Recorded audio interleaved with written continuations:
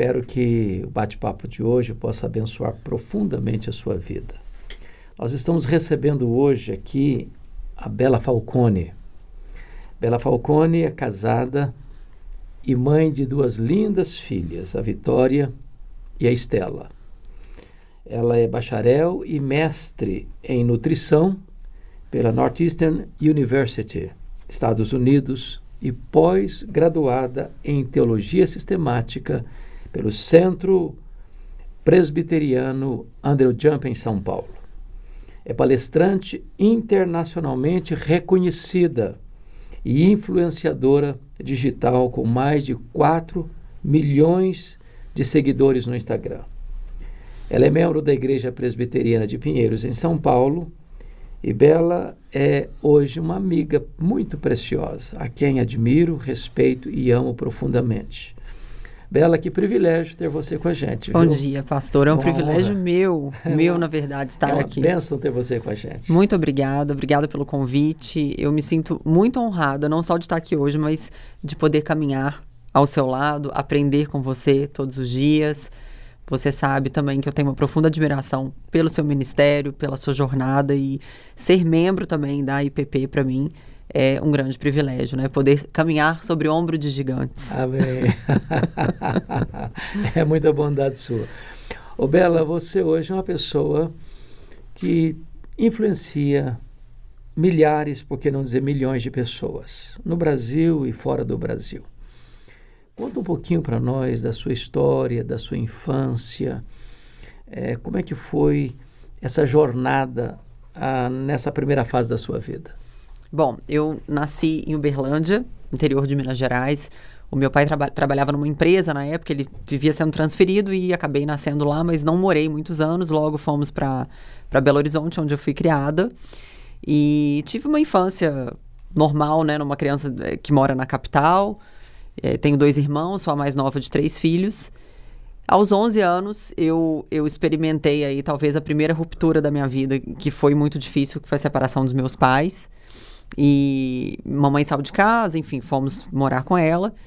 E desde então, eu comecei a alimentar dentro de mim mesma um desejo, um sonho de um dia sair do Brasil, de aprender uma nova língua, de poder dar uma condição financeira melhor para minha mãe, porque a gente enfrentou grandes dificuldades financeiras depois do período da separação.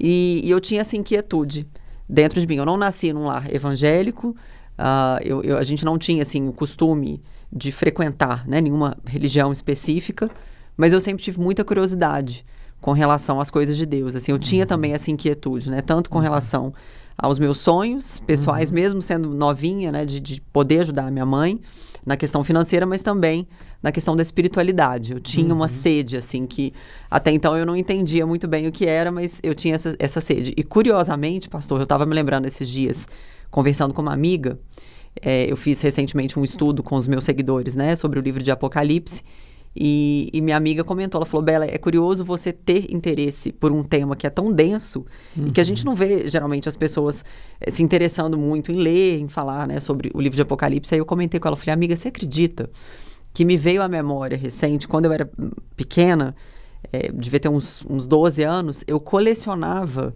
uma tirinha que vinha na revista Veja. A revista Veja tinha uma coluna sobre religião, e eu me lembro de recortar aquilo, pastor, e eu tinha uma pasta que eu fazia, porque eu tinha muita curiosidade de entender esse antagonismo, né, do bem e do mal, quem é Deus, quem é o inimigo de Deus, como que a gente vence isso, o que é a morte. Eu tinha essa curiosidade, e isso me veio muito vivo à memória.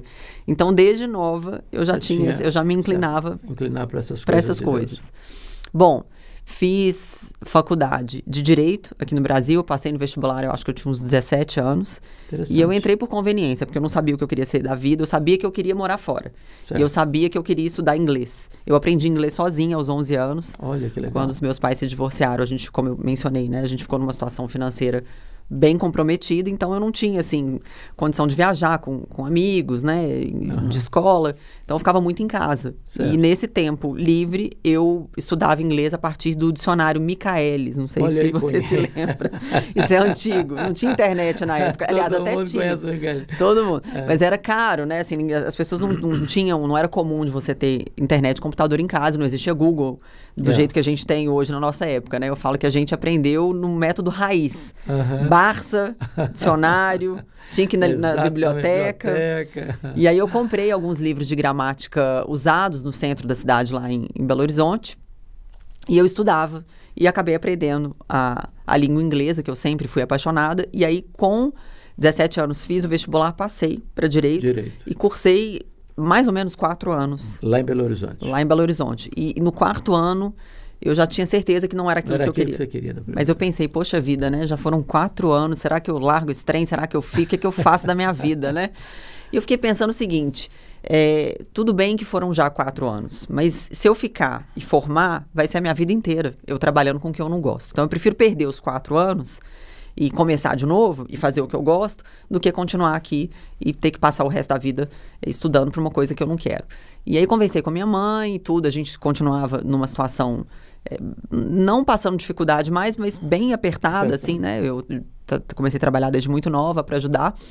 E aí mamãe, para minha surpresa, porque eu achei que ela ia se opor, né, a minha ida para os Estados Unidos, para minha surpresa, ela disse assim, não, eu te apoio, pode largar a faculdade, não importa que a gente sofreu para pagar, o que importa são os seus sonhos. E foi uma das poucas pessoas, assim, que me apoiou, porque, humanamente falando, a gente não tinha condição, assim, né, de fazer um intercâmbio, de fazer uma faculdade fora. Mas eu brinco, assim, que eu tinha, os meus sonhos valiam mais do que o dinheiro que eu não tinha. Que bonito isso. Muita gente tem dinheiro e não tem sonhos. Né? E isso é muito triste, porque eu creio que quando nós investimos bem os nossos sonhos, eles frutificam. Exato. E eles podem ser transformados em prosperidade. Me dá um parênteses.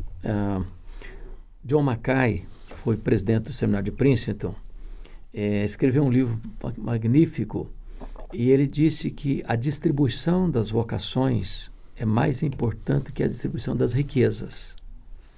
Porque quando a pessoa faz aquilo para que ela tem pendor, inclinação do seu coração, que nós chamamos de dom ou de chamado de Deus, não só ela é feliz no que faz, mas ela produz mais e mais pessoas são abençoadas à sua volta.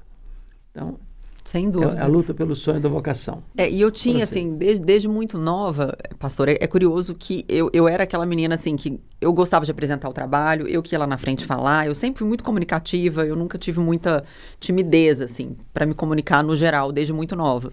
Então, eu sabia que eu queria trabalhar com algo assim, sabe? Em contato com as pessoas, falando com pessoas. Eu não sabia exatamente o que, assim, para ser bem honesta. Eu fui descobrir a minha vocação ali nos meus 26, 27 anos.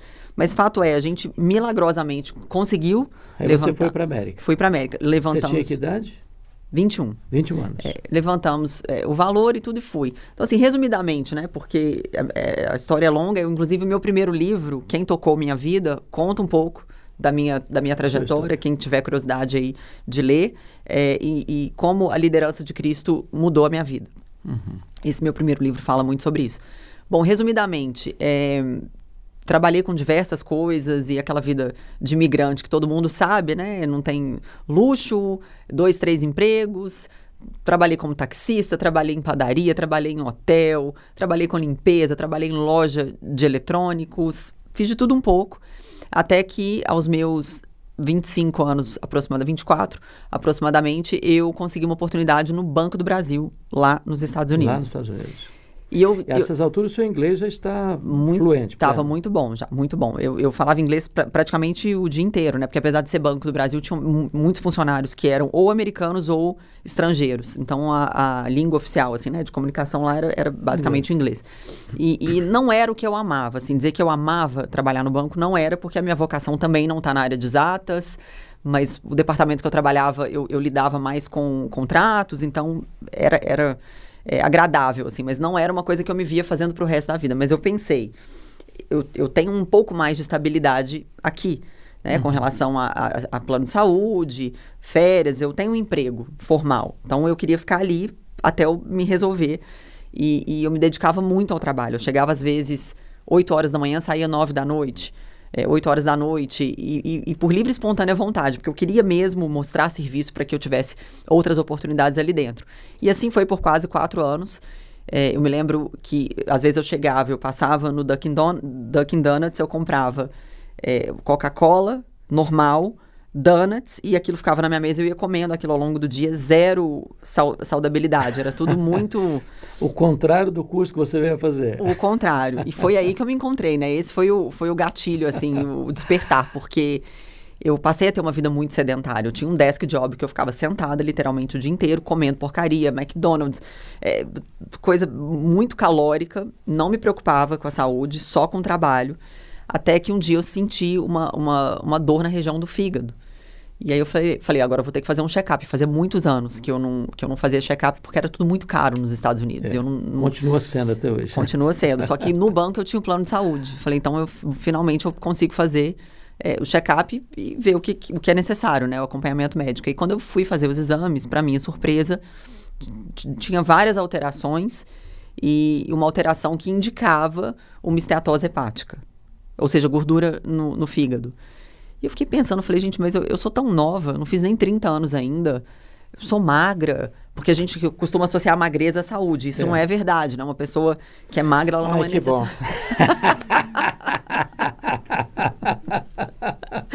O que importa são os exames, né? Claro que não tô tentando normalizar a obesidade, porque hoje a gente está numa era também que as pessoas romantizam essas coisas, né? E não é saudável.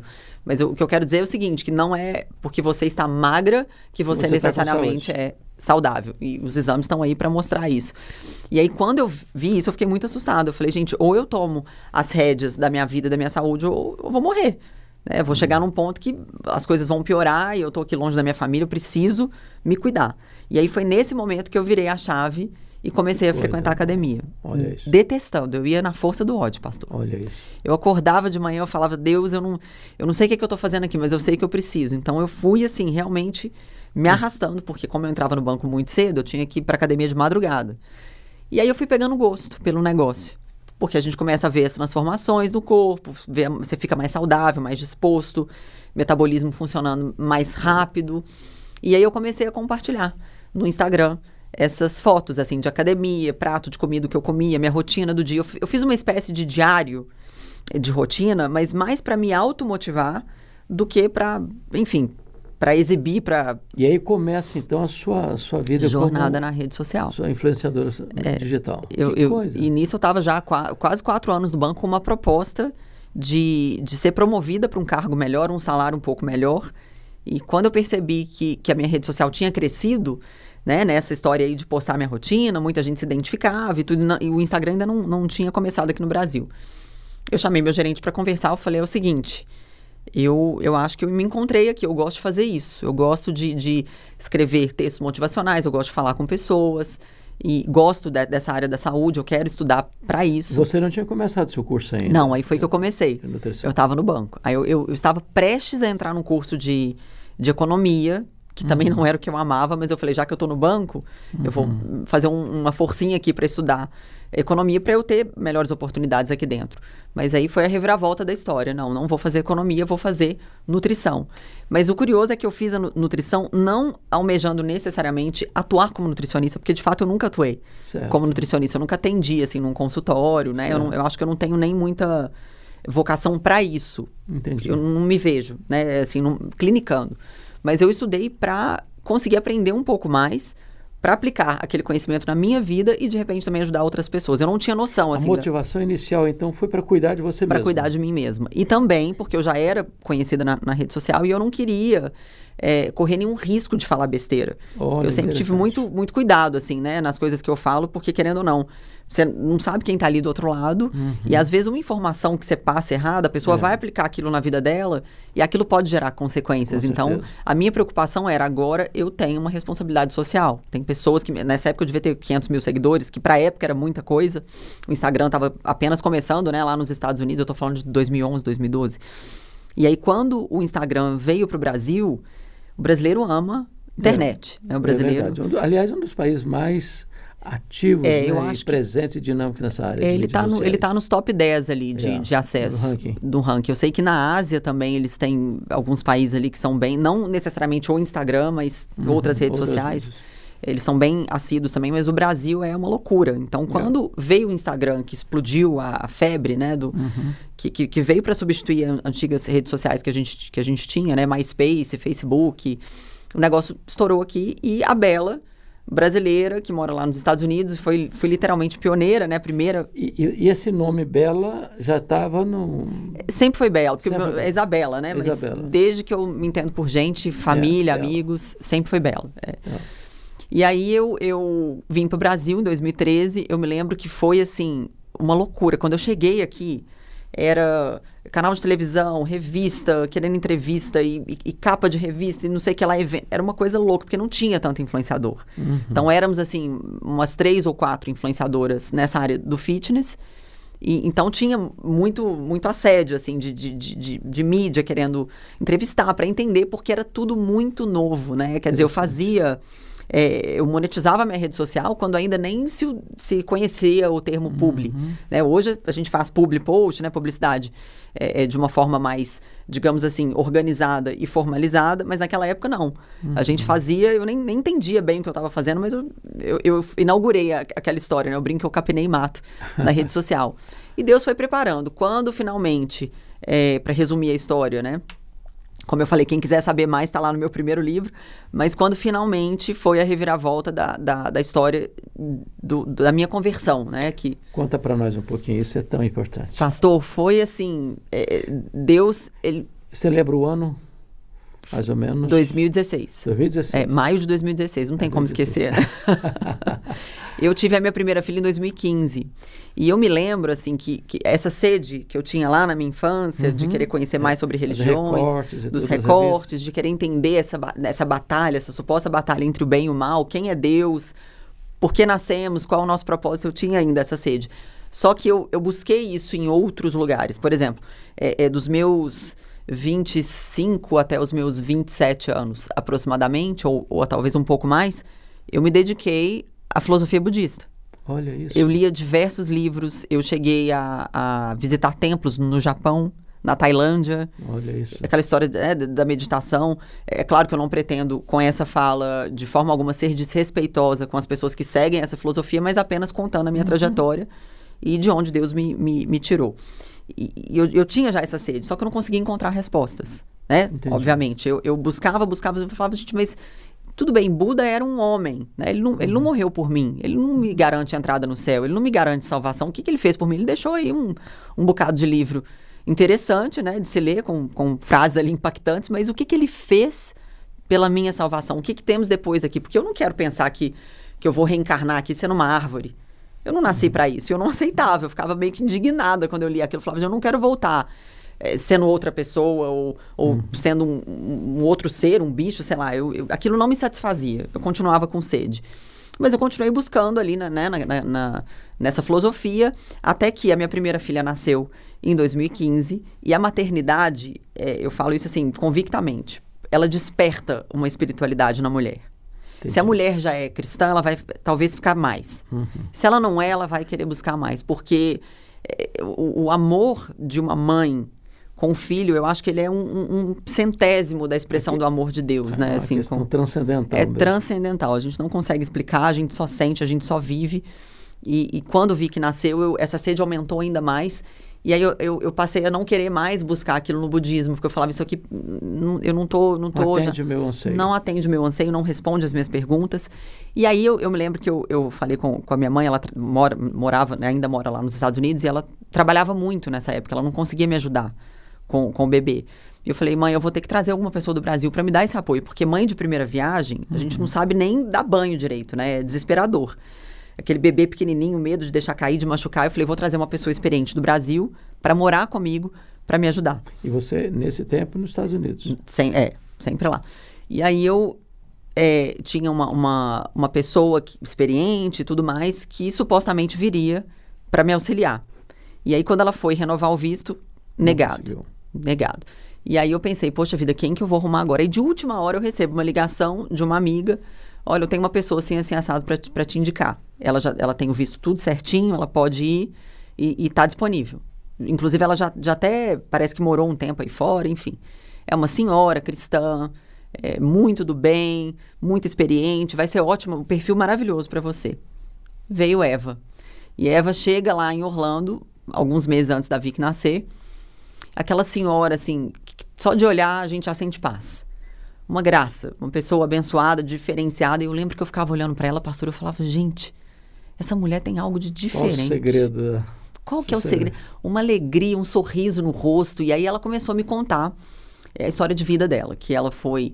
Eu não me lembro se ela tinha perdido os pais muito nova, eu só sei que ela contava lá uma parte da história que uma senhora adotou ela e ela pedia dinheiro com o pai. Acho que a mãe dela morreu e ela ficou com o pai, e o pai ia pro sinal pedir dinheiro, ela falava assim, Bela, eu tinha piolho até na sobrancelha. Meu Deus. De tão miserável que a gente era. E aí um dia o pai dela deu ela para uma senhora. E essa senhora, me parece que era cristã, também adotou a Eva, e ela cresceu nesse contexto, mas ela era muito grata, assim, ela contava o testemunho dela numa alegria, e aquilo me comovia. Eu falava, gente, como pode uma pessoa tão sofrida ser, ao mesmo tempo, tão grata? E conseguir glorificar a Deus em tudo isso. Eu falei, eu quero conhecer o Deus dela. Porque, assim, eu venho de uma família... parte católica, uns praticantes, outros não. Minha mãe, claro, não posso descredibilizá-la aqui, né? Minha mãe falava de Jesus pra gente, mas a minha mãe mesmo, ela não tinha um conhecimento tão profundo, né? Sobre essa parte teológica, enfim, a gente não tinha o hábito, assim, de ir à igreja, mas ela falava de Jesus pra mim. Eu conheci, se eu disser que eu conheci pela primeira vez Jesus com Eva, não é verdade, né? Minha mãe, desde pequenininha, ela falava rezar, né, na época, com a gente, tudo, mas Eva me apresentou Jesus de uma outra forma. De maneira bem pessoal. Muito pessoal, porque a impressão que eu tinha de Deus era literalmente aquele ser barbudo, jogando raio na nossa cabeça. Deus vai te castigar. Não tinha aquela história? Deus vai te castigar. Então, a gente cresce com aquela imagem daquele Deus cultural, né? Que é um Deus bravo, um Deus... De fato, ele é irado contra todo pecado e iniquidade, mas é uma ira santa e perfeita. Mas era um Deus distante para mim. Eu não tinha acesso a ele, porque eu era muito pequena, muito indigna. De fato, nós somos, mas depois de Jesus, a gente sabe que não existe mais o véu. Não tinha a visão do amor de Deus, da misericórdia de Deus. Até o dia que a Eva continuou lá em casa, vi que nasceu, e cada vez mais eu ouvia falar de Jesus, e cada vez mais eu queria. E aí, até o dia que eu descobri que uma amiga minha estava com câncer. E eu pensei, gente, como que eu vou consolar? O que eu vou falar para ela? Eu não sei o que falar para ela, porque era um câncer muito agressivo, acho que chama-se osteosarcoma, um câncer nos ossos, e a estimativa de vida é muito curta. E uma moça jovem, tinha acabado de ter filho, eu falava, meu Deus, que tragédia, o que eu vou falar para ela? E aí eu me lembrei que mamãe tinha me dado uma Bíblia. Quando eu saí do Brasil, aos 21 anos, mamãe me deu uma Bíblia, e acho que nem ela mesma sabia que era uma Bíblia protestante, apesar de eu vir de família católica, era uma Bíblia protestante. E ela me deu essa Bíblia numa capa de couro, assim, tinha um zíper, só que eu nunca tinha aberto aquela Bíblia, assim, vou confessar bem a verdade, ela ficou guardada na minha gaveta. Aí eu lembrei que eu tinha essa Bíblia. Falei, vou lá abrir essa Bíblia. Quem sabe eu não encontro ali alguma uma frase, alguma coisa bonita para eu ligar e conversar com essa minha amiga, para consolá-la. Quando eu abro a Bíblia, pastor, eu falo que assim, ó, as coisas de Deus, é claro que não entendam isso como uma instrução para que você abra a Bíblia como se ela fosse um oráculo do dia, o biscoito da sorte. Não é, mas a Bíblia é a palavra de Deus. Então, Deus a usa, né, para o momento ali adequado. E para mim foi assim, quando eu abri aquela Bíblia, o céu abriu junto. Eu abri a Bíblia, o céu abriu. E parece que dali eu fui transportada para um ambiente espiritual, uma coisa assim louca que eu não consigo explicar. Eu estava na pia, assim, do banheiro, e eu me senti até mais leve naquele momento. O ambiente mudou, a atmosfera mudou, e eu abri a Bíblia na passagem, acho que Reis, do rei Ezequias, e da sua cura milagrosa, né? Deus deu a ele mais 15 anos, né? Não foram 15 anos, 15 anos. De vida. Ele tinha uma doença mortal, gravíssima, ele orou no canto ali, e Deus o concedeu mais 15 anos. E eu falei, gente, não é possível, que se isso não é Deus falando comigo, eu não sei mais o que é, porque de todos os livros que a Bíblia tem, Deus me revelar na história do rei Ezequias, na cura dele, tinha uma doença gravíssima, e todo mundo dizendo que ele ia morrer e Deus dá a ele mais um tempo. Eu falei, isso é Deus falando comigo. Eu me ajoelhei no chão, eu chorava, mas eu chorava. Eu falava, gente, Deus é um Deus próximo, ele é perto, ele me ouve, ele me responde, olha que Deus falando comigo. Então, naquele dia foi uma loucura. Eu falei, eu preciso desse Deus. Eu preciso desse Deus na minha vida, eu quero conhecê-lo. E aí, de fato, eu liguei, conversei com ela e falei sobre a passagem, falei sobre o que tinha acontecido. E, de fato, Deus deu a ela mais alguns anos. Não foram 15, mas deu... Prolongou os dias de a estimativa eram 3 meses, imagino eu. Algo bem mais curto. Eu acho que ela viveu 3 anos. Alguma coisa nesse sentido, assim. Sofrendo, fazendo tratamento, né? Toda aquela história, mas ela pôde passar mais um tempo com o filho dela. E a partir dali eu não sosseguei mais. Eu falei, eu quero conhecer esse Deus. E foi Eva, Deus usou então Eva para me levar até uma igreja e eu me lembro que era uma igreja assim, de um casal de brasileiros lá em Orlando, que tinha recém-chegado, enfim, era uma igreja pequena, e quando eu entrei na igreja eu fiquei prostrado ali, chorava e não consegui sair mais. E naquele dia eu falei, eu quero estudar a Bíblia e eu quero me batizar. E o povo achou que eu tava doida. A minha família, todo mundo falava assim, Bela, a minha mãe falava assim, filha, você tem... Minha mãe sempre me apoiou em tudo, né? Minha mãe, ela é uma das partes mais importantes, assim, da minha vida com relação às minhas conquistas, porque ela sempre foi grande incentivadora de tudo. Só que naquele momento, assim, foi tão intenso, pastor, e eu sou muito intensa, né, em tudo que eu faço, as pessoas achavam que eu realmente tinha enlouquecido. Porque eu queria já estudar a Bíblia, se dependesse de mim, eu ia para a igreja todos os dias. E se eu contar uma coisa aqui, o povo vai rir. Você vai rir, pastor? Conta. Eu cantava nessa igreja, só que eu sou super desafinada, eu não sei E eu pegava o microfone e ia lá, porque a pastora estava grávida na época e ela estava já, assim, mais cansada, porque ela canta super bem e era ela quem cantava na igreja. Eu falei, vou te ajudar, passa o microfone aqui que eu vou resolver isso. Vamos cantar, vamos louvar a Deus. E cantava, sem timidez nenhuma, desafinada lá na frente, cantando. Eu adoro música, né? De fato, eu gosto muito. Inclusive, eu tenho alguns louvores que eu compus, que foram gravados. Que legal. Mas eu ia lá na cara dura e cantava. E comecei a ficar muito intensa, assim, na minha jornada. Eu estudava com o meu pastor, aliás, sou muito grata também ao Alexis, que me conduziu, né? Ele foi a primeira pessoa, realmente, que me ajudou aí a entender um pouco mais de Bíblia. Eu ia pra casa deles e a gente ficava no intensivão ali estudando. E todo mundo achou que eu tinha pirado. Aí, no dia do meu batismo, eu me lembro que eu olhava pra cara, assim, que eu levei todo mundo. Falei, vocês vão lá assistir. Aí botei irmão, irmã, filho, marido, todo mundo lá pra ver. O meu cunhado. E tô eu lá na piscina ainda foi na casa da minha irmã, na piscina minha irmã é católica. Foi na piscina da casa dela. E tinha um tocando violão, não me lembro quem que era. E meu pastor, na época, me batizou, então, ali com a túnica, né? A igreja batista era por imersão. E foi meu batismo. Postei. Quando eu joguei isso na rede social, foi um alvoroço. Uma festa. Foi metade festa e metade crítica, porque eu perdi muito seguidor. Eu perdi muito. Teve uma evasão muito grande de gente que logo pensou assim, agora ela vai ficar fanática. Porque quando a gente se converte, né, as pessoas logo associam ao fanatismo. E, lógico, né, eu não estou dizendo que não existe fanatismo em religião, a gente sabe que existe, mas o que a gente mais luta é contra a religiosidade, né? A gente quer viver uma fé genuína. Só que o primeiro amor, ele é intenso. É verdade. E, de fato, foi muito intenso, assim, e as pessoas meio que assustaram na época, né? Meu Deus, a Bela agora vai só falar de Jesus. Não tem mais fitness, não tem mais nutrição, acabou. E, de fato, foi um período bem, assim, que eu desenvolvi projetos, aí fui compor louvor e fiquei... E muita gente escreveu para mim, eu achei muito bonitinho isso, muita gente, muitos seguidores que já eram evangélicos, escreveram assim, Bela, eu tenho orado pela sua vida, para Deus te converter, desde que eu comecei a te seguir, para Deus te usar. Então eu fico muito feliz de ver essa cena que você se entregou a Jesus, porque eu oro pela sua vida. Então, tinha uma legião de pessoas, pastor, que eu nem conhecia, que já estavam orando pela minha, intercedendo por mim. Glória a Jesus. Bela, aí depois você foi fazer esse curso de bacharel e mestrado em nutrição e fala para nós a importância do cuidado do corpo, porque hoje a gente vive uma situação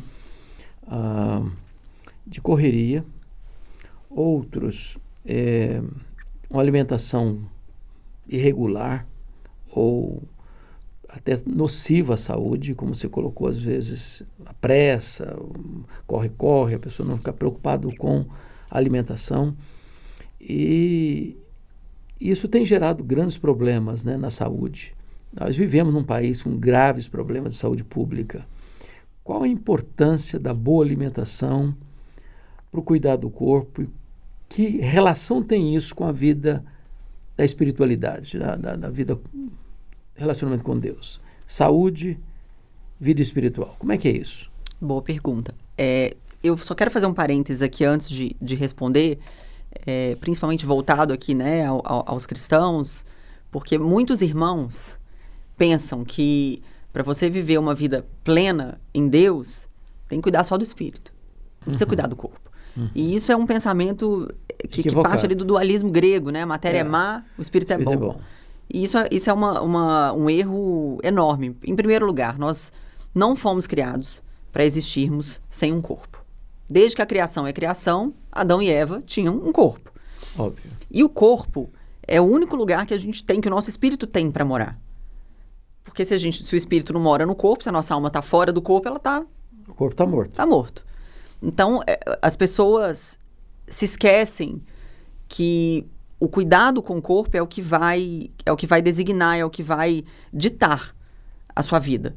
Ou você vai ter uma vida plena, com vigor, com disposição para servir a Deus, ou você vai ter aquela vida na qual você vai ser arrastado. Você que escolhe.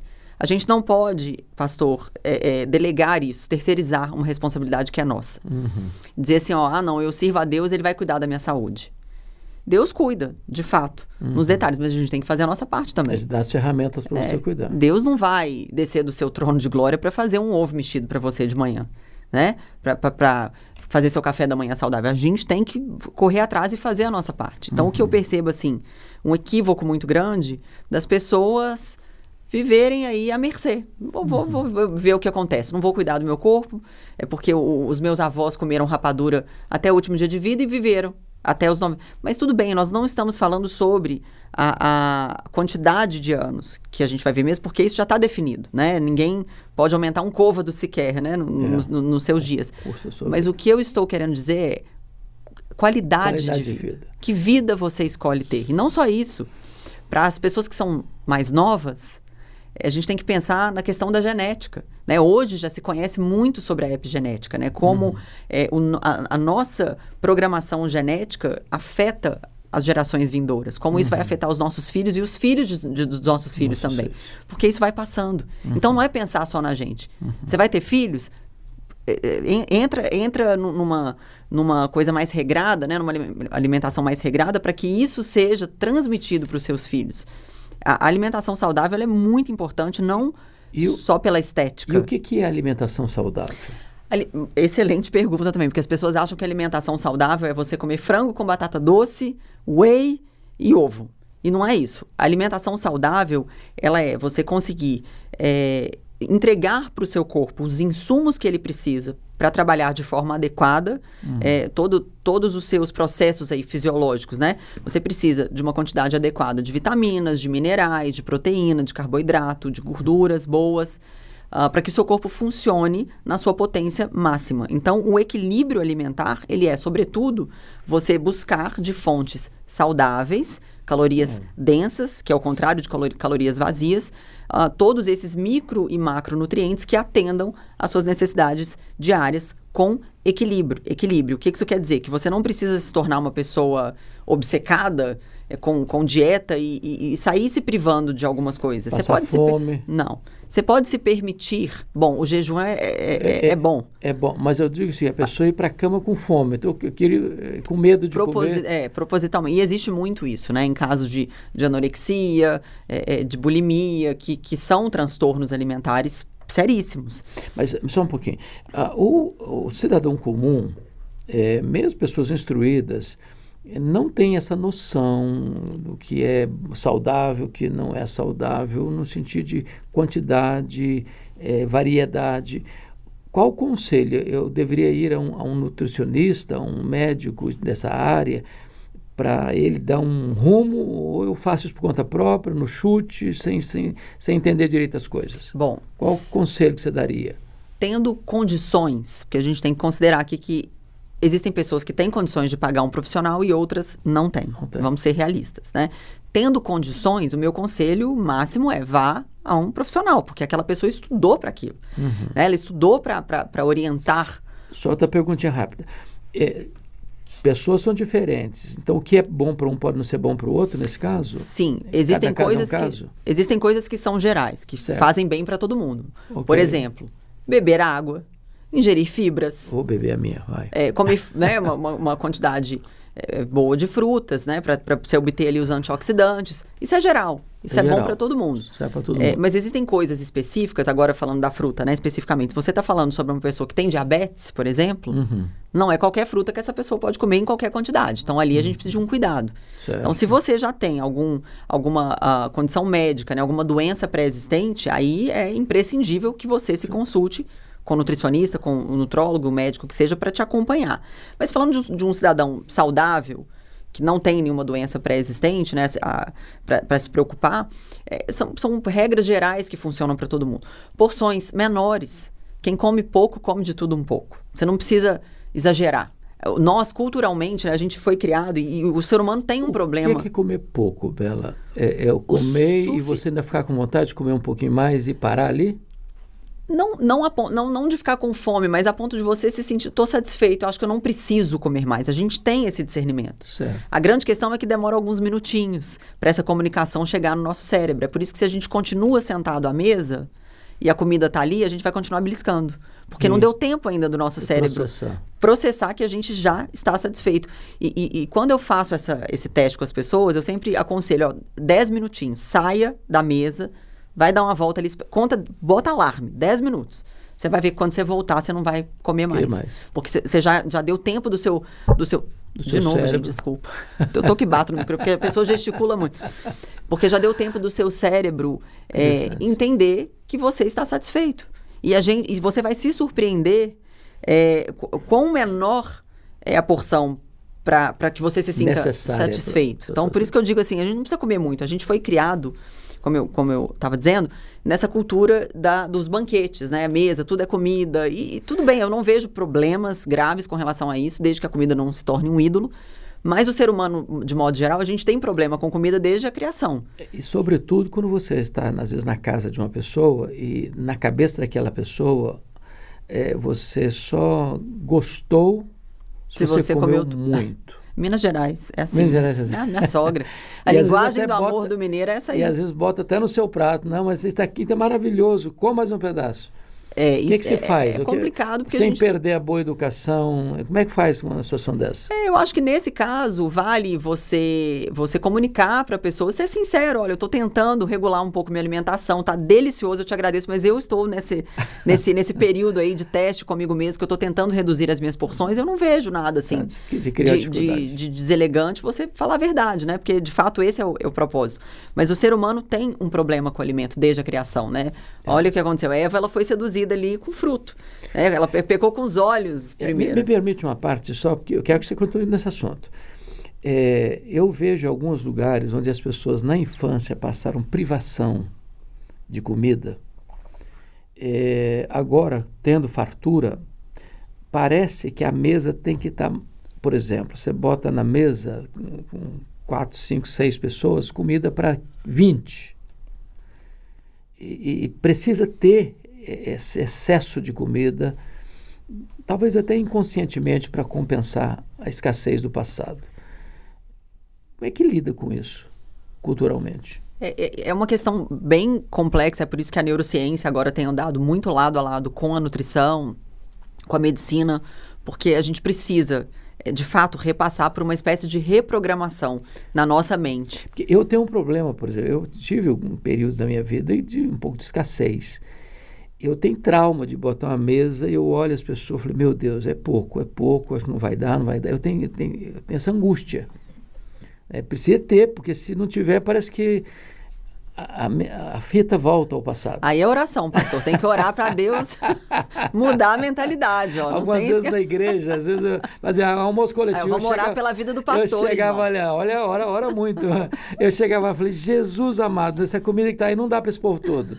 E aí depois sobrava. Mas isso não é só as pessoas que necessariamente passaram por um período de escassez. Eu acho que isso é cultural. Nós fomos criados nessa cultura, né? Toda festividade, ela sempre é recheada de banquetes ali, né? E isso, acho que desde a antiguidade, não só no nosso país, mas o brasileiro tem essa cultura, porque a comida do Brasil é muito gostosa, né? Aquela comida caseira. E as pessoas ficam variada, fica naquele desespero para comer. Mas quando a gente entende que não tem problema, não estou querendo aqui também demonizar, dizer que não pode ter comida. Claro que pode, em eventos assim, de celebrar. É muito bom a comunhão, né? Jesus nos ensinou sobre a comunhão à mesa. Só que quando a gente entende que o nosso relacionamento com a comida deve ser, em primeiro lugar, não meramente, mas prioritariamente, para nutrir o nosso corpo e não para suprir as nossas emoções, a gente consegue desenvolver melhor essa nossa relação com a comida, porque o grande erro é nós buscarmos na comida uma compensação, seja de um trauma passado ou seja de uma emoção mal resolvida, porque de fato as nossas emoções caíram desde a queda da humanidade, né? A depravação total, não tem uma faculdade sequer da nossa existência que não tenha sido atingida pelo pecado. E as nossas emoções, de fato, também foram. E a gente não tem como negar. Dizer que eu nunca me senti ansiosa, eu nunca senti raiva, eu nunca senti ciúme. A gente sente. Claro. E muitas vezes a gente busca compensar isso no alimento. Claro. E eu não estou querendo apontar dedos, dizer que a culpa é sua, que a culpa é minha, que a culpa é sua. Não. Isso é um mecanismo fisiológico do nosso cérebro. O cérebro, ele é pré-programado para sobrevivência. Interessante. E ele quer compensar a emoção ruim. Então, se ao longo daquele dia você teve que lidar com estresse de trabalho, trânsito, filho, chefe, confusão, no fim do dia, automaticamente o seu cérebro vai te levar a buscar alimentos mais açucarados. Por quê? A produção de dopamina, a dopamina rápida. A dopamina é um neurotransmissor que está associado aí à regulação do humor, motivação, e pode causar sensações de êxtase transitório, né? Tanto que as drogas, elas têm essa mesma via de atuação no nosso cérebro.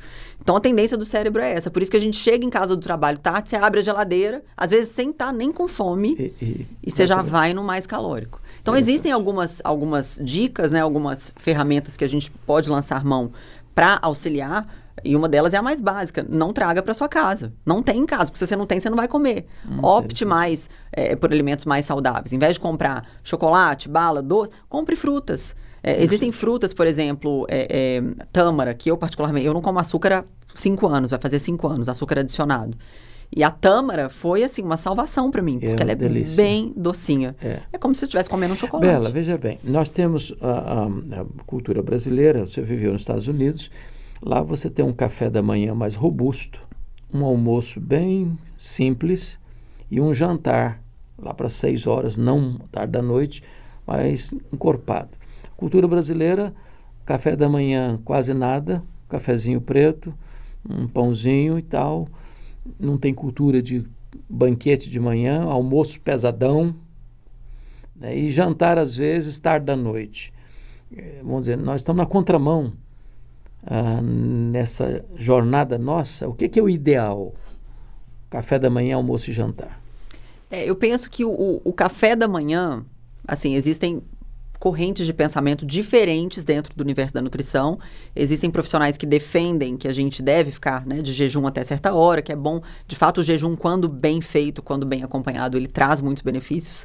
Mas eu sou muito a favor de um café da manhã balanceado, reforçado. Por quê? Porque se você comeu bem no café da manhã, e quando eu falo café da manhã, eu não estou me referindo assim como fala, pastries, essas croissant, biscoito, aquelas coisas que tem mais gordura, que tem mais açúcar, né? E, obviamente mais calor. Pão, o brasileiro gosta de um pãozinho de sal com manteiga.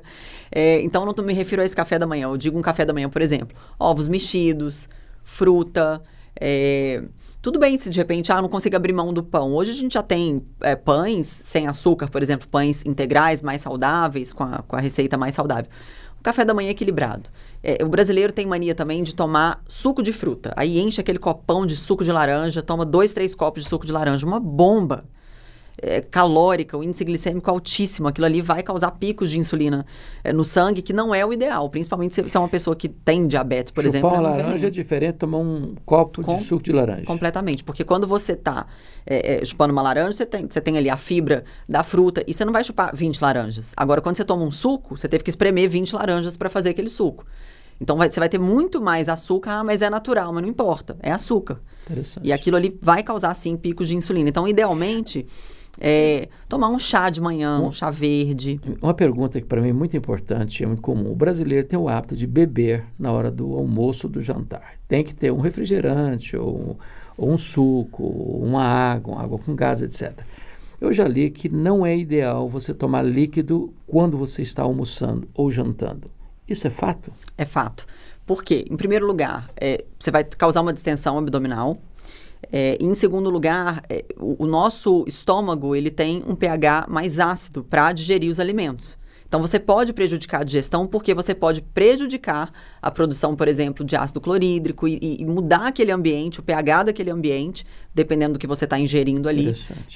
Especialmente bebidas gaseificadas, né? Refrigerante, isso não é ideal em nenhum momento da vida, mas principalmente durante as refeições. Então, você pode ter uma digestão prejudicada por conta da ingestão de líquidos ali durante o... Água com gás e refrigerante é a mesma coisa, não? Não. Refrigerante, ele tem, se você for desvendar a fórmula ali do refrigerante, ainda que ele seja diet ou zero, tem ingrediente ali que a gente não consegue nem falar o nome, né, pastor? Tem. Tenta depois fazer esse não vou teste. Tentar, não, é difícil. Você não consegue falar o nome.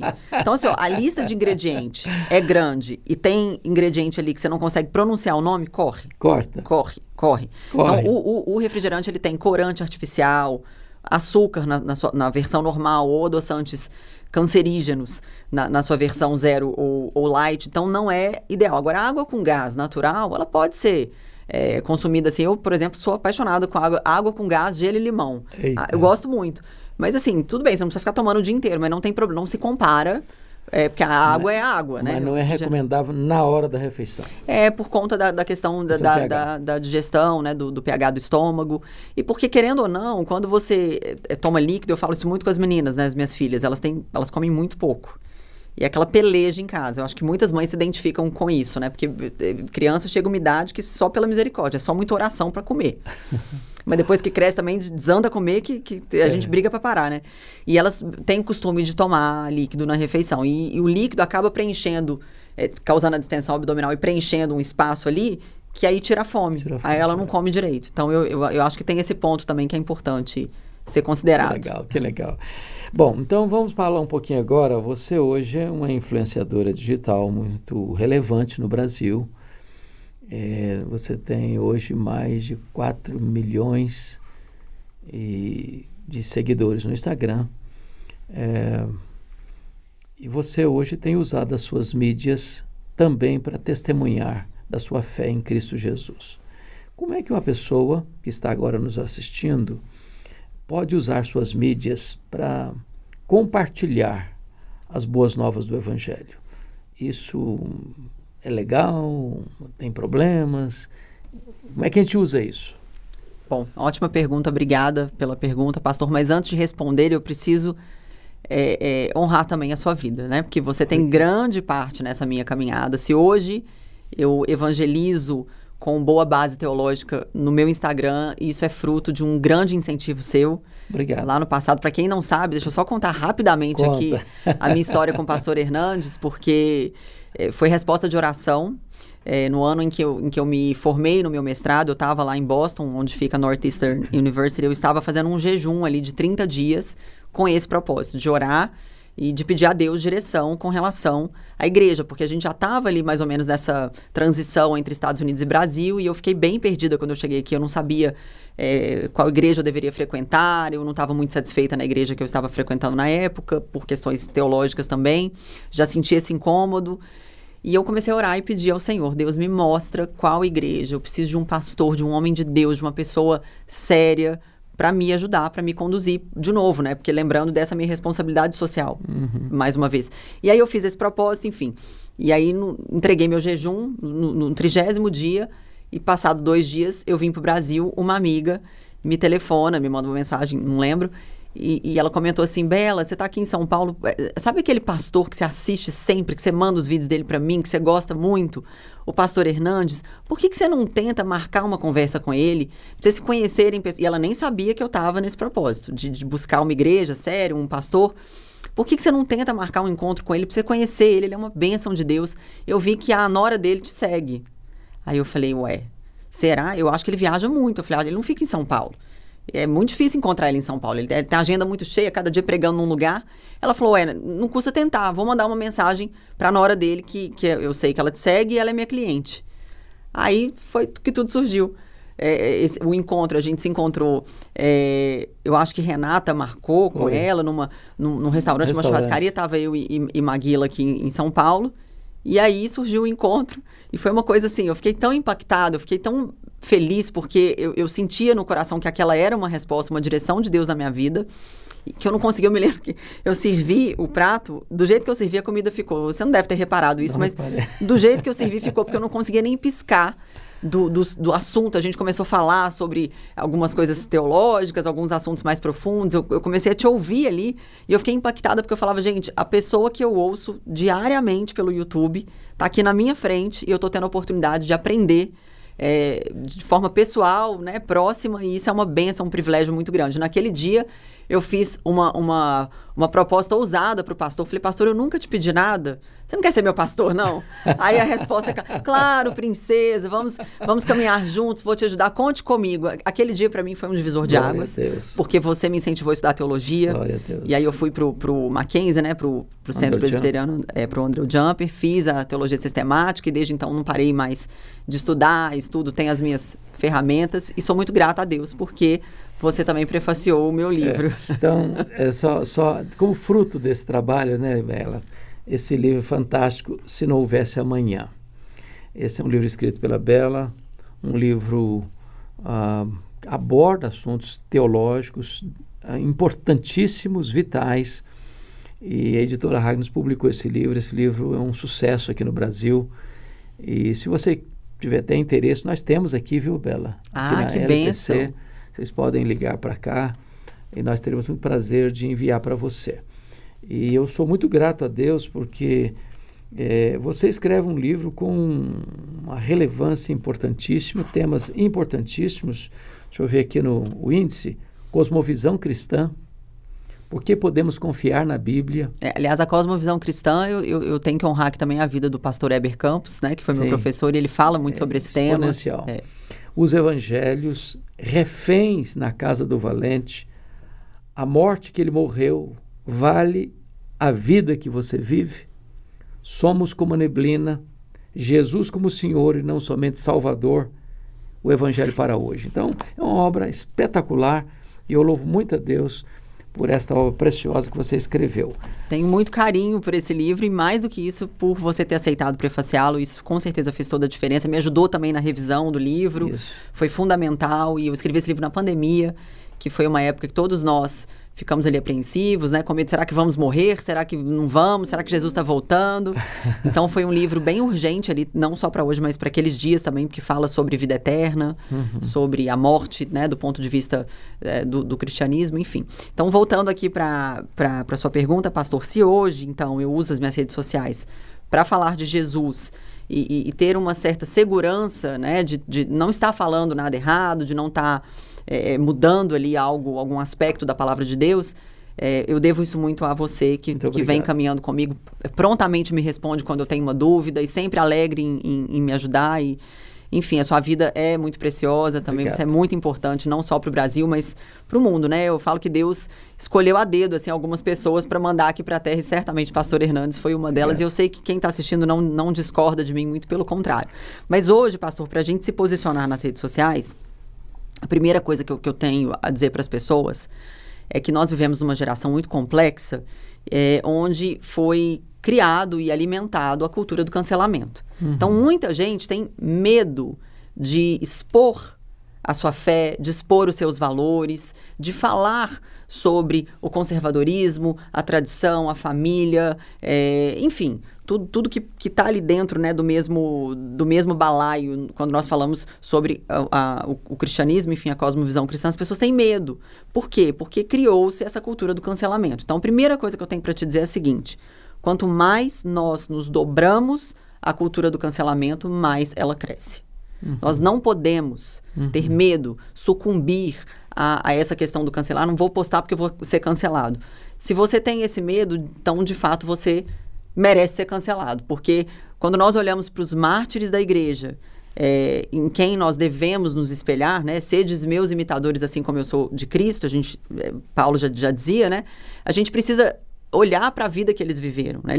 Eles se entregaram completamente por Cristo sem pensar nas consequências, porque ser perseguido por Cristo, pelo nome de Cristo, é um grande privilégio. É verdade. Para quem de fato crê no Evangelho. Aliás, então, Paulo diz isso em 2 Timóteo 3,12, que todo aquele, não existe uma exceção, todo aquele que quiser viver piedosamente será perseguido. Não é que talvez seja, não, será perseguido. Porque o Evangelho, ele é uma contracultura dentro de uma cultura decadente, né? Ele tem posições claras dentro de um sistema de ditadura do relativismo. Isso que você está dizendo é da mais alta importância, né? A pessoa que se amedronta, ela se omite ou se acovarda ou deixa de dizer a verdade com medo de que as pessoas vão falar ou vão pensar, ela está negando a Cristo, de certa forma, com essa postura de omissão e de covardia. Sem dúvidas. E eu digo para as pessoas assim, se você é cristão e a sua vida não tem cruz, então reveja o seu cristianismo. Porque Jesus disse, né? Aquele que quiser vir após mim, tome a sua cruz e me siga. Ele não disse o seguinte: larga a sua cruz, deixa ela lá e só vem. Não, tem cruz. É claro que com ele o fardo é mais leve, mas ainda tem fardo. Então, quando eu olho para minha vida, assim, eu vejo que, claro, existem perseguições, existem oposições, e é impressionante. Quando eu começo a fazer um estudo bíblico, por exemplo, lá no meu Instagram, eu tenho um canal de transmissão que tem crescido para a glória de Deus, e ali eu concentro todos os devocionais, as orações, os estudos sobre temas variados. E é impressionante, quando eu coloco ali eu entro numa jornada de estudar, por exemplo, fizemos agora o livro de Apocalipse. Parece que começa aquele trem, assim, e é isso, a gente tem que a nossa batalha não é contra a carne, né? Me permita uma análise histórica para se continuar esse assunto. Quando você pega, por exemplo, lá no primeiro século, a perseguição romana, dos imperadores romanos ao cristianismo, né, começando lá com o ano 64, com o incêndio de Roma, e a culpa dessa tragédia colocada na conta dos cristãos, e mais tarde com Domiciano, que se declara Deus, né? E a partir daí, nessa esteira, muitos outros vieram com essa mesma postura, e os cristãos sendo massacrados. Roma não era intolerante. Não havia nenhum problema dos cristãos adorarem a Jesus, desde que chamasse César de Senhor. O problema não é que a sociedade contemporânea não reconheça o valor de Jesus. Todos reconhecem. Ele é um grande profeta, ele é um espírito iluminado, ele é um dos membros do panteão dos mediadores. Agora, quando você afirma que Jesus é o Senhor, que ele é a verdade, que ele é a porta para o céu, que ele é o caminho para Deus, que não há salvação em nenhum outro nome dado entre os homens, a não ser o nome de Jesus, aí você criou um problema. Porque você entra dentro dessa cultura da pluralidade e da verdade subjetiva, que é a bandeira principal do pós-modernismo, né? Pluralização, privatização e secularização. Não, mas eu tenho a minha verdade, mas eu tenho a minha fé. Você não pode afirmar que só Jesus salva, porque também tem outros aí nas muitas religiões que também dizem que salvam. Então, a fé cristã, nesse sentido, ela é radical. Por quê? Porque não se negocia isso. E ao não se negociar verdades absolutas, o resultado natural é oposição. 100%. e a perseguição. Isso não é agora, não. Ao longo do cristianismo, sempre foi assim. E isso me lembrou, inclusive, um livro que eu li, acho que é do John Piper, que chama Discípulo Radical. Sim. Que fala justamente sobre isso, que é radical, e tem que ser, porque existem certas renúncias, e eu vou comentar aqui sobre uma que eu particularmente acho que talvez seja a mais relevante e a mais problemática quando nós olhamos para a sociedade de modo geral, é que o problema de todo não é nem só o diabo. O problema são as pessoas quererem fazer delas mesmas o seu Deus. Eu acho que a pior coisa do mundo é a gente cair na nossa própria mão. E decidirmos o rumo da nossa vida. Eu vou escolher o que é bom para mim, meu corpo, minhas regras, minha vida, minha regra, e eu vou tocar meu barco, eu não quero nem saber. As pessoas, desde a queda, e isso é uma consequência óbvia, buscam uma autonomia na sua vida, né? Viver de forma autônoma, ser o grande piloto ali da aeronave da sua própria vida. O grande capitão da sua alma. O grande alma. capitão. E isso é um grande erro, sabe? Porque eu consigo derrubar essa falácia em uma frase. Se eu perguntar para você hoje, você sabe do que você vai morrer? Você sabe que dia que você vai morrer? Ninguém tem essa resposta. Então, como você pode ser o dono da sua vida se você nem sequer se lembra de ter escolhido nascer? Você diz lá, eu que vou agora, eu que vou descer lá na Terra. Você não se lembra desse evento e você não escolhe o dia da sua morte num sentido geral, né? Claro que existem exceções, mas de modo geral a gente não sabe do que a gente vai morrer e nem quando. Então como é que eu posso ser dona da minha própria vida se eu não tenho controle do meu amanhã? Eu não sei onde eu vou estar. Vós sois como a neblina. Somos totalmente então, nesse sentido, a gente já derruba essa afirmativa. Então, o que eu vejo assim hoje? As pessoas têm uma certa dificuldade, pastor, por quê? Em primeiro lugar, porque elas querem agradar a todos, e isso é impossível, nem Jesus agradou a todos. Elas têm medo do que irão pensar sobre elas. Eu tenho medo de falar de Jesus, o que vão pensar de mim? Né? Então, assim, a quem você quer agradar? Deus ou a homem? Você tem que escolher, não dá para ser amigo de Deus e amiguinho do mundo, né? Quem é amigo de Deus é inimigo do mundo. Não estou dizendo que você tem que brigar com as pessoas, não é isso. Nós estamos falando aqui de uma questão cultural, né? Se amoldar aos padrões deste século. Me permita dar uma análise assim, exegética legal desse assunto. Quando Paulo diz lá em Romanos 12, e não vos conformeis com este século, mas transformai-vos pela renovação da vossa mente, ali tem duas palavras que a raiz da palavra é forma. O conformar, a raiz da palavra conformar é forma. E a palavra transformar, também a raiz da palavra é forma. No grego havia duas palavras para forma, a palavra morfê e a palavra esquema. Esquema era a forma camaleônica, que todo dia está mudando. Por exemplo, aquilo que era errado ontem, hoje é aplaudido como certo. O que era certo ontem é visto como errado. Ou seja, a sociedade ela está mudando todo dia, toda hora. Ela não tem uma verdade absoluta. Tudo é relativo. Agora, a palavra morfê é uma forma inalterável, é uma forma imutável. Quando Paulo diz assim, não vos conformeis com este século, que é a cosmovisão que nós chamamos de mundo, ele está dizendo, não põe o seu pé nesta forma, porque esta forma, ela está mudando toda hora. Essa forma, ela está alterando todo dia. É camaleônica, ela é ética circunstancial, ela é relativa. Agora, você pode se transformar pela renovação da vossa mente, pela renovação da sua mente, porque esse modelo aqui, ele não muda nunca. A verdade é a verdade. Foi verdade ontem, é verdade hoje, vai ser verdade amanhã. Jesus é Deus de eternidade a eternidade. Ele nunca vai mudar. Ele é o mesmo ontem, hoje, para sempre o mesmo. Então você tem um modelo que nunca vai mudar e olha para ele. E na medida que você vai olhando para ele, você vai sendo transformado à imagem dele. Então isso é maravilhoso, né? Você não tem que se render à ditadura do relativismo nesse século, porque você tem um modelo imutável, perfeito, que você pode ser cada dia mais parecido com ele. Exatamente. Quanto mais a gente percebe assim, as pessoas se entregando ao progressismo, enfim, a esse relativismo moral e ético, a gente percebe uma sociedade em pleno declínio, né? Uma degradação em massa, porque não tem como dar certo. Existe um padrão de qualidade, e esse padrão é Deus. É isso aí. Não tem como dar certo fora disso. Eu brinco assim, que a Bíblia, ela é como se fosse, a palavra de Deus é como se fosse um guardrail, né? Como é que chama em português aquilo que fica ali no meio da estrada, que separa as duas pistas, que é uma espécie de segurança que a gente tem para não sair da pista. As balizas que te orientam. Exatamente, é uma baliza que nos orienta. Ô Bela, às vezes nós estamos falando com pessoas que às vezes nem todo mundo tem um grande número de seguidores e nem por isso ele deixa de ser um influenciador.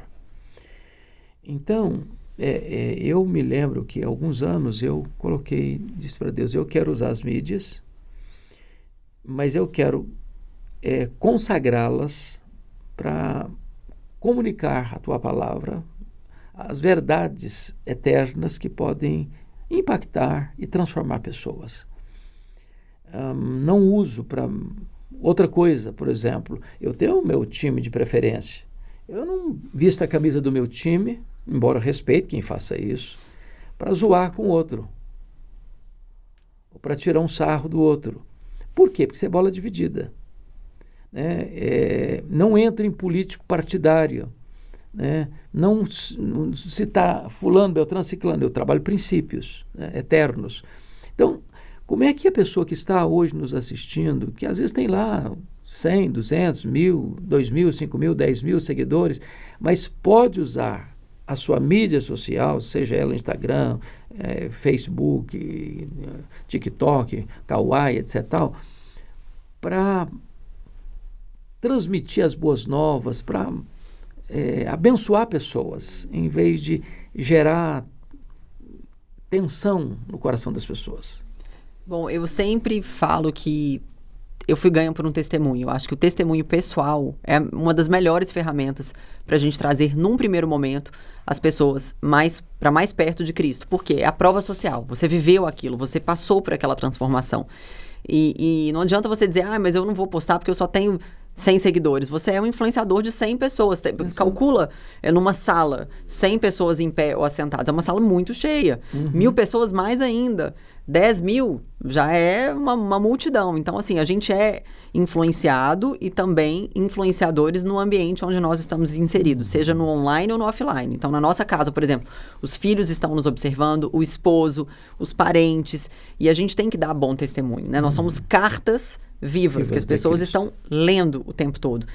Não adianta a gente pregar uma coisa na internet e ser outra fora dela. É claro que nós pecamos, a gente falha, ninguém é perfeito, mas a gente tem que ter uma vida coesa. Então, eu acho que esse é um ponto de partida, né? Você transmitir testemunhos pessoais, dizer como Cristo tem impactado a sua vida de uma forma positiva, como a sua vida foi transformada com a liderança de Cristo, e postar trechos da Bíblia, né? Salmos é um ótimo livro para evangelizar. Provérbios é um livro também maravilhoso, cheio ali de sabedorias que são pílulas que podem ser compartilhadas no dia a dia. E se comprometer com isso, fazer disso um compromisso, ainda que você use a sua rede social só para ficar em contato ali com amigos ou para postar fotos de família. Sempre existe uma brecha, sempre tem um momento oportuno para você dar um testemunho, para você trazer uma palavra, para você lá nos seus stories dar um bom dia, fazer uma oração.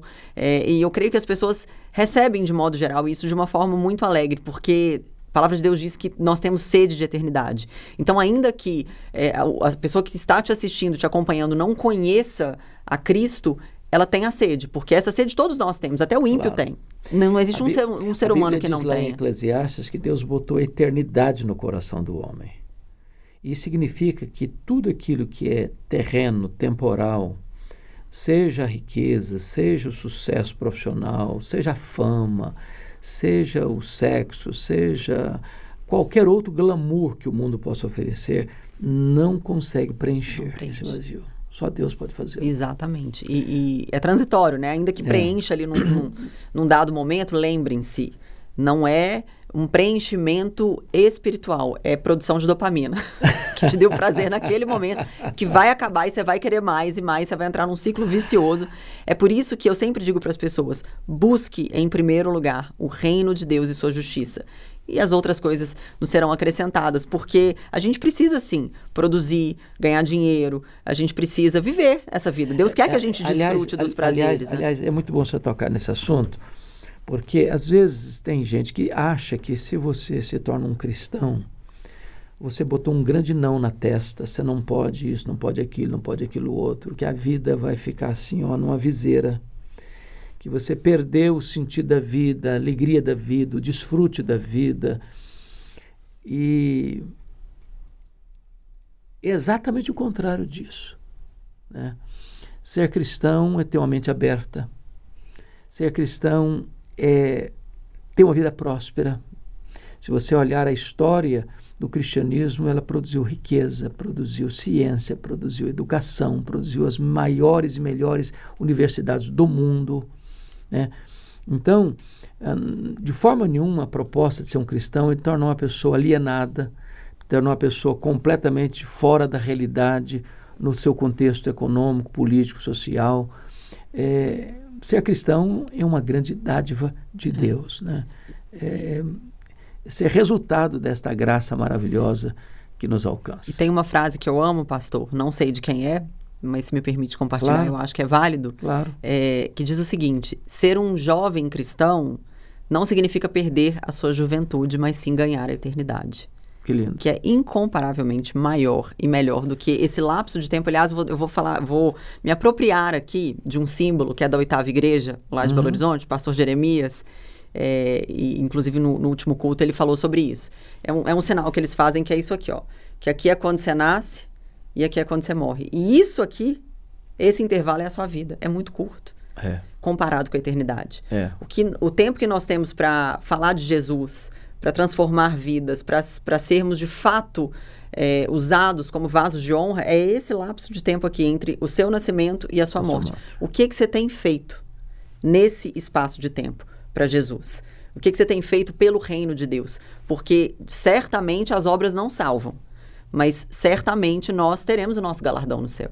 Tem o livro e os livros, né? Os livros das obras. Os ímpios serão julgados ali de acordo com as suas obras, e nós também receberemos. Eu não posso ter o mesmo galardão do pastor Hernandes, gente. Oxente, E nem do apóstolo Paulo, mas eu tô fazendo um bocadinho, né? Porque, segundo, eu gosto muito da visão do reverendo Leandro Lima, que ele diz o seguinte: claro que a gente não pode falar isso de forma definitiva, mas tudo indica que o céu não vai ser um lugar de ócio, parado, aquele trem monótono. Vai ter trabalho, vai ter servir. Vai ter servir. E teremos ali diferentes ocupações. É claro que não em níveis de hierarquia, não vai gerar no outro inveja. Ele está mais poderoso, a coroa dele tem mais pedra que a minha. Não é espaço para isso. Mas, de fato, nós teremos, né, pastor? Você concorda com isso? Apocalipse 14, 13 diz: bem-aventurados são aqueles que desde agora morrem no Senhor, para que descansem das suas fadigas e as suas obras os acompanham. Então, as nossas obras não nos levam para o céu, mas nós, salvos pela graça, levaremos as nossas obras para o céu. E elas virão em termos de galardão. Isso é maravilhoso. Então, irmão, já começa a usar sua rede social hoje, filha. Já faz já começa a trabalhar para o reino de Deus. Amém. Com honestidade de coração, porque vai ter galardão no céu. Bela, muito obrigado pela sua presença, pelas suas palavras tão oportunas, tão boas, tão saudáveis, tão necessárias até, nesses diversos aspectos que conversamos aqui. E agora eu gostaria de dar a palavra a você, para você, olhando para aquela câmera ali, trazer suas considerações finais, dar sua última palavra, seu último recado para quem está nos acompanhando. Bom, agradeço muito, pastor, por essa oportunidade. Parabéns pela iniciativa do podcast. Já Obrigado. É um sucesso, que seja ainda mais, que alcance mais e mais pessoas dentro e fora do Brasil, porque pastor Amém. também é internacional, gente. Os cultos agora têm tradução lá para inglês, para outras línguas, francês.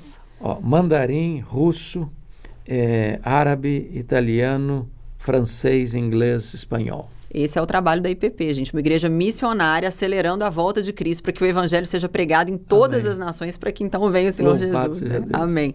Bom, a mensagem final que eu tenho para deixar para vocês é curta, é simples, mas impactante. Viva como se Jesus fosse voltar agora. Não como se ele fosse voltar ano que vem, amanhã. A gente não deve marcar data para a volta de Jesus, mas certamente devemos viver como se ele fosse voltar agora. Se Jesus voltasse agora, como ele encontraria a minha e a sua vida? Estaríamos nós vestidos propriamente para esse evento, para recebê-lo, com vestes alvas, limpas? Teríamos azeite na nossa lamparina? Ou seja, tem a presença do Espírito Santo na sua vida? Você tem buscado o enchimento do Espírito Santo? Eu acho que esse é o maior conselho, né, da vida plena de um cristão. É viver como se Jesus fosse voltar agora. Porque quando a gente mantém isso na nossa cabeça, a gente ajusta o ponteiro com Deus todos os dias. O João Wesley, quando perguntado sobre isso, ô João Wesley, o que você gostaria de estar fazendo quando Jesus voltar? Ele respondeu, eu gostaria de estar fazendo o que eu faço todos os dias, porque todos os dias eu estou aguardando a volta do meu Salvador. Amém. Amém. Amém. Gente, muito obrigado, então, Bela, pelo carinho, pela presença aqui, viu? Estamos encerrando, então, mais um HDL Podcast, com nossa gratidão pela sua presença com a gente, nossa gratidão a Bela Falcone, pessoa do coração, e até o nosso próximo encontro, se Deus quiser. Um grande abraço e até breve.